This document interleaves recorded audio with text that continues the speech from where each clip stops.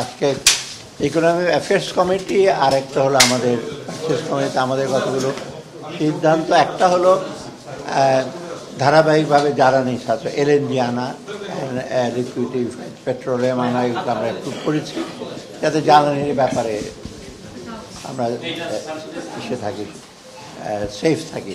দ্বিতীয়ত আপনি জানেন যে শস্য গুদামজাত করার জন্য সাইলো প্রজেক্টটা অ্যাপ্রুভ করা হয়েছে বরিশালে, সেইটা।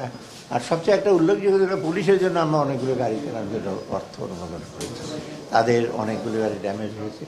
আর পুলিশের জন্য একটা বিশেষ একটা জায়গা আমরা বলেছি ঢাকার অদূরে, ঢাকার কাছাকাছি তারা হাউজিং বা একটা কমপ্লেক্স করবে, সেটা আমরা বলেছি হোম, সেকে উনি প্রপোজাল দিলে সেই জায়গাটা তাকে অ্যালট করবো।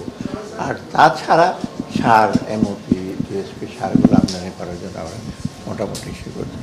আর কিছু আছে আপনার নৌ পরিবহন মন্ত্রণালয়, কিছু আপনার লাইট হাউস আছে বিভিন্ন জায়গায়, এই চর কুকরি মুখরি বিভিন্ন জায়গায় লাইট হাউসগুলো, সেগুলো আমরা অ্যাপ্রুভ করেছি।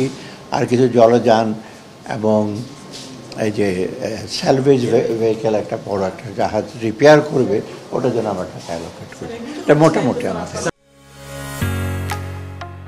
ঢালাইয়ের সেরা প্রিমিয়ার সিমেন্ট। সিভিল হওয়ার কোনো ইস্যু নাই, ব্যবসায়ীরা তাদের মতো ব্যবসা করবে। ব্যাংক, বাংলাদেশ ব্যাংক অলরেডি বলেছে কোন দিন ব্যাংক খোলা থাকবে এবং হাটে, গরুর হাটে কীভাবে তার প্রভিশন ইস্যু করবে। আমার তো এরকম হলিডে, পৃথিবীর অন্য আরও বেশি হলিডে থাকে। ক্রিসমাসের সময় ওদের 20-25 দিন হলিডে থাকে। নেপালে আপনার দুর্গাপুজোর সময় 1 মাস হলিডে থাকে, দেশ চলে না। অতএব চলবে, কোনো রকম বিরূপ বিষয়কতা। আর ইতিমধ্যে আমরা বাজেট তো দিয়ে দিয়েছি, বাজেটের মোটামুটি আমাদের যে কর্মপন্থা কী কী হবে সেগুলো এটাতে কাজ চলবে। তারপর তো আমরা ঈদের পরপরই আবার আমরা স্টক টেকিং করবো, কারকে হিসেবে বাজেটের বিভিন্ন মন্তব্য থাকবে, সাজেশনগুলো যে আমরা নেবো, সেটা তো আমরা বলেছি 19 তারিখ পর্যন্ত খোলা থাকবে বাজেটের ব্যাপারে। 22 তারিখ আমরা ক্যাবিনেট মিটিং হবে।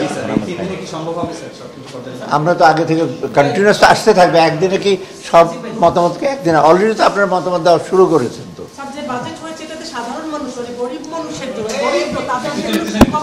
সুখবর আছে, আপনার বিটুইন দ্য পেজেস দেখেন না তো, কোথায় কোথায় অ্যালোকেশন আছে, একটু দয়া করে দেখেন।